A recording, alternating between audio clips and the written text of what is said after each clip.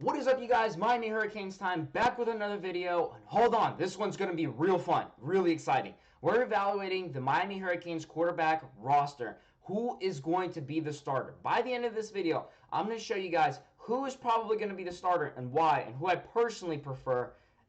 Doesn't mean that on the paper he probably will win it, all right? Hold on, it's going to be a long one. We're going to go in depth. We're going to do some cool analysis, but it's only going to get more and more exciting as we evaluate the players through time. So hold on, buckle up, be ready.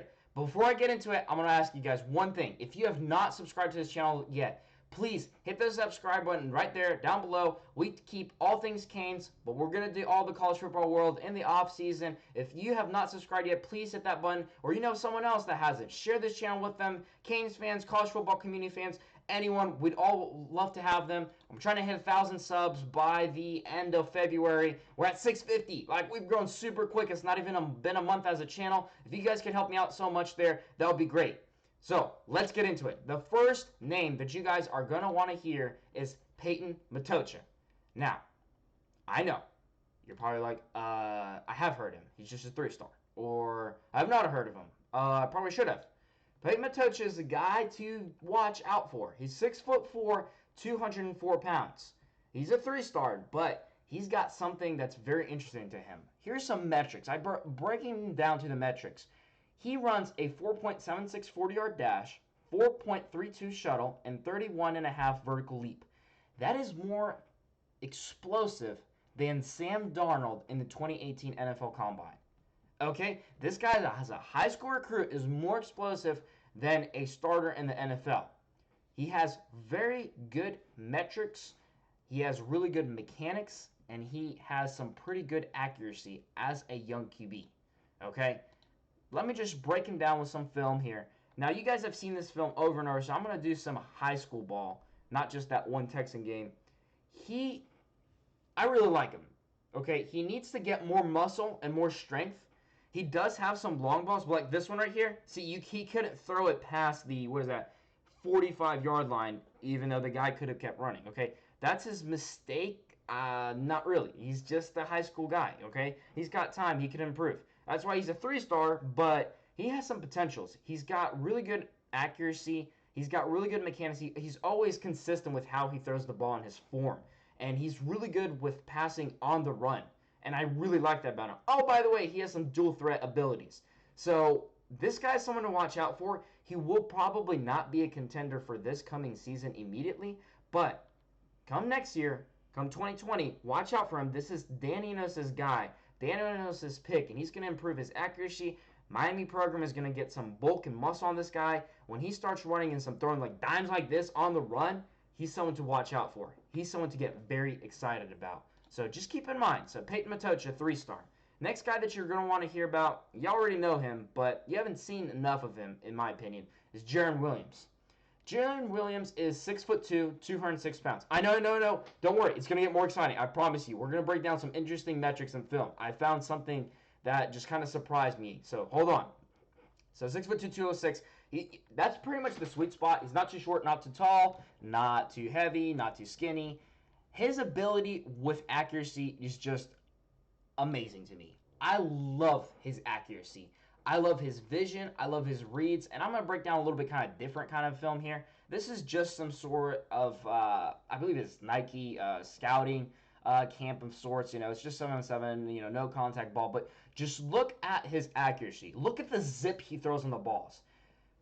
We have athletes on the roster that can potentially be very, very accurate and be very good at it, especially with Enos pinpointing what they need to improve. And by the way, look who's handing off those balls. Yeah, that's Trevor Lawrence. This is the class that our good old boy Jiren Williams is from. That's who he's competing with, and he was right up there in the top.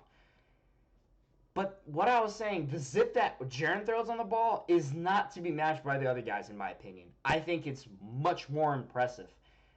That's important when someone's trying to tip the ball, intercept it or something like that, but the ball's zipping. It's spiraling so quickly, so fast that it's difficult to stop where it's going to go. And it's so much more accurate.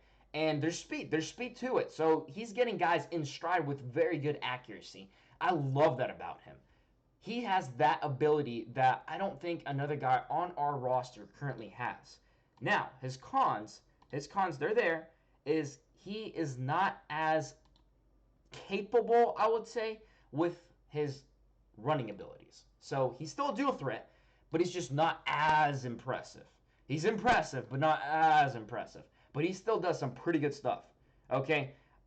I mean, look at this. He's got a cannon. Now, this one, that was the wide receiver's fault. That was right on the money, and the guy missed it. But he's very accurate, but he's also escapable from defensive collapsing on him.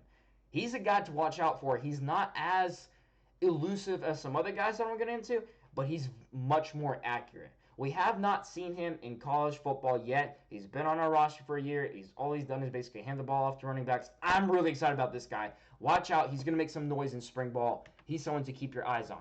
The next guy that I want to discuss about, and y'all already know, is N'Kosi Perry. Now, N'Kosi Perry, he's at 6'4", 185. So he's 2 inches taller, and he's like 20 pounds lighter. So he's a lot more lanky and skinnier. He's the 7th ranked dual threat quarterback in his class. We know him. We've seen him. We've seen some of his film. Now, his metrics that we probably don't mention and don't talk about, he runs a 4.86 40-yard dash back when he was being recruited. It's actually slightly slower than Jiren Williams, but Matocha is faster than both of those guys, 4.76. The shuttle, he's slightly faster than Williams, slightly slower than Matocha, but I mean, this is hundredths of a second. I mean, this is little. But here's what's crazy. He has a 35.9-inch vertical leap. Yeah, this guy can jump in the air just about a whole stinking daggum yard. Comparatively speaking, Williams, he measures out at a 30.9-inch vertical, and Matocha is 31.5. All those stats are impressive, but N'Kosi's ability with his legs is not to be outmatched. I mean, it's just crazy. Now, here's some film that we've seen, him do at Miami, but here's the problem with him. And these were freshman mistakes, and he was thrown into the game way too late or at wrong times or pulled out without giving a real chance. I personally, for my taste, don't like him threading that ball there. There's too many defenders right up on Harley. It's too dangerous for my taste, but it looked pretty and it ended up. Now, this is the ones that really got me excited. He throws the ball with Harley in stride. Just perfect. There's nothing more that you could ask for. It was the missed reads and him trying to do too much either with his legs or with his arms, which is just freshman mistakes. I expect Dan Enos to fine-tune his abilities and make a baller of a quarterback out of him. Y'all just watch it. Y'all just watch. It's going to be some competitive spring ball with this guy. Now, this one was the one that really excited me. When I saw this, I was like, oh, my goodness. He's the man. He's going to explode. Perry, all the way. It lacked off, and Rick didn't help him out at all. Rozier should not have been up there, as we saw. But N'Kosi is someone to watch out for. He's not as accurate as our other guys on the quarterback, but he's a lot more escapable from different awful situations that you could have when the whole pocket collapses on you. So keep in mind on him. Now the last guy. I know. Don't worry. It's going to get real interesting. This is the last guy. So we got Tate Martell. Okay, I know he's got waivers, whatever. But guys, Tate Martell is someone to get very excited about because when you pull up his metrics, he's 4.72 40-yard dash, which, again, is faster than even Matocha, who kept on winning all the other guys as a 3-star. He's the fastest quarterback. His shuttle speed, 3.96. He's not just slightly faster, he's a lot faster. That's almost half a second faster than all the other guys that we have. Depends who you compete against. Last metric, this boy here has a 36.8 vertical leap. He can leap more than a yard. Oh my goodness. Yeah, he has some dual threat abilities like you wouldn't believe. And comparatively speaking, him and Kosi were both in the 2017 class. He was the 2nd dual threat quarterback in that class. So he's definitely up for some serious competition come spring ball and something to get very excited about. So watch out. Watch out for him, all right? So his metrics, he's 5'11". He's shorter than any of these guys, but he's bulky. He's 205. And he's been in college with some pretty darn good quarterback coaches. Think about it. It's unfortunate for Kosi, and it's unfortunate for Jarren. But they had a John Rick 25-year-old that didn't know what he's doing, whereas Tate Martell was at OSU with Ryan Day, getting his fine-tuned abilities to the perfect point when it was time for his stage. He's someone to get really excited about. Here's some film to break him down, okay?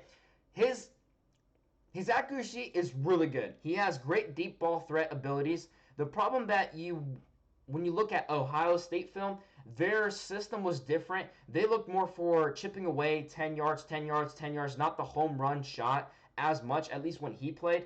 But he can do it. So that's why I'm pulling up some high school ball. He can do it. I mean, he's just launching these half a whole freaking football field.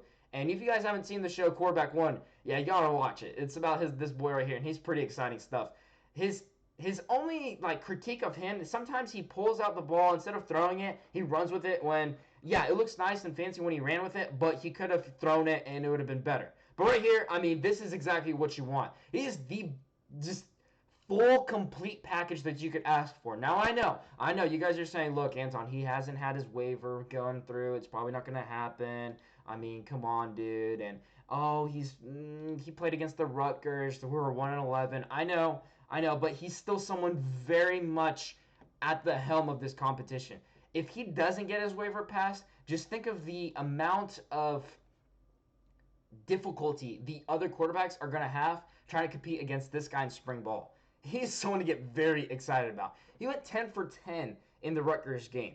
Now, put this in perspective. This guy right here, imagine him being at the helm of Miami's offense with Dan Enos and Diaz's defense. The problem with our previous offenses, even when they were good, they're all out in about 1 minute. 1 minute and they were done. I mean, they were just boom, they launched a 60-yarder to Dorsett, touchdown, woo. It's fun, it's pretty. But here's the thing with Tate Martell and the system that he was running in Ohio State, and if they do it. If they get the system, they're going to drain defenses, while our defense is getting nice, good rest. Okay? That's really exciting. And he is going to utilize all the wide receivers and still put some threat with his running abilities. So he's someone to watch out for. It's going to be very interesting if he gets his waiver sign. If he doesn't, I mean, wow. He'll be there up competing against these dogs at the quarterback position. Miami has got themselves a quarterback room that it's not proven yet in college football world, but it can be argued the best in all of football. And it's unproven. It's unproven. We're going to have to wait for this season. But I'm just saying, guys, you got Tate Martell, Perry, Williams, Matocha, all these guys in one room? Are you kidding me? Not to mention the fact that we had Alabama's guy trying to think of coming over to us. Now, yeah, Tate Martell knocked him out of there. But it's exciting times to be a Miami Hurricane. There's some serious, interesting competition coming at the quarterback room. So, with that whole evaluation, I'm going to give you guys, and I want to hear your guys' thoughts in the discussion. Who do you guys think will win the competition? So, who are you thinking that you predict wins out as quarterback? But there's a second question. Who's your favorite choice at quarterback? So, just because Tate Martell may be the most capable one, or you think Perry's most the capable one, you may think those guys will win it out. Or Williams, you may prefer Matocha winning it for some reason because he has 4 years left, to play for us. I want to hear your thoughts below in the comment section. Let me know what you guys think. Here are my thoughts. My fan favorite, not by the paper, my fan favorite is Williams. Let me say why. Williams, I think, as a quarterback, is the most accurate one of them all. He's not as good as a dual threat, but he's the most accurate. He has the perfect metrics, the perfect height of a quarterback. He'll be able to utilize all of the offensive positions with his style of play. He'll be throwing pinball, perfect throws to the wide receivers that are stricken. We got KJ Osborne, Jeff Thomas, Hightower, Pope, all of these guys, not to mention the new guys we're bringing in, possibly Pickens come National Signing Day. I mean, he's going to have a stacked wide receiver core to throw it to. And then on top of that, he's got a running back room behind him that these guys, okay, look, running backs are running backs. That's what they're meant to do. They're supposed to run. Quarterback can avoid issues, and he has that ability, but we need someone that can throw it in stride perfectly. And I think that's why he's my fan favorite. I think that his character off the field and on the field is leadership ability, and he's going to be the most accurate, the most complete, perfect guy at the quarterback position. He's my fan favorite. Now, I know I might be biased. He's from Georgia, and I kind of, had friends that knew him and all that. But on paper, if I have to predict who's going to win, without question, it's Martell. Martell beats up all of these guys on the stat boards. Still has some, I guess you could say, college experience. Debatable. Perry has more experience than him for sure. But he's got better metrics. He's more accurate. He's been in a better system, being taught quarterback stuff. Dan Enos is going to definitely see a whole bunch of potential out of this guy. He has really good threat with his legs. He still can be very accurate. And if you build an offensive system around him, it'll drain defenses, it'll scare them away, and it'll keep our defense always fresh, always ferocious. I think he gives Miami the best chance of having wins. Okay? And that's why I think if no waiver is put into consideration, he wins out. Let me know what you guys think. I want to hear your thoughts below. Before I finish this video, I want to give a huge shout out. Greg Bush donated another $10. Thank you so much, Greg. We had Scott Cantor. He's the top tipper for this month. An anonymous donation of $25. Donations are not mandatory. They're an option. But they all go to help improve this channel and better quality. If y'all noticed, my sound and mic sounds a lot better if you put them, especially the video side to side. That's because of you guys and your investments. Thank you guys so much. None of this money goes to my rent, like I always say. This doesn't go to my food. It all goes to channel quality. So Kane's Corner link down below. Patreon will go specifically to only camera quality. The Kane's Corner, I'm going to try to do some stuff behind me in the wall that's currently covered up. So we have some certain interesting things. Now I have something else in the discussion. If you're still hanging around, then I want to hear your input because you're a real Miami Hurricanes time fan. So I was told in a previous live chat we want some NCAA 14 gameplay, and I would love to do that with like PlayStation Network, get you guys hooked up and play versus y'all even in the off season, have an updated roster. I think it'd be really fun. Problem is, I don't have anything to do that. I need a PlayStation, I need a capture card, I need certain cables and such. So that whole project will cost $300 if I get all the stuff even used cheapest. It's mainly the capture card. It costs like $150. So let me know what you guys think if we change the campaign to sidestep, put in the back burner the Kane's Corner, and try to put all the tips toward getting the equipment so I can play with you guys and live stream, not just record, but live stream this gameplay of NCAA 14 with Miami's roster and play versus y'all, or just do a schedule prediction, simulation and stuff like that. Let me know what you guys think. Thank you guys so much. You have a great day, but I know the Super Bowl just passed. I know it's all right and cool, but at the end of the day, we know it's all about the U.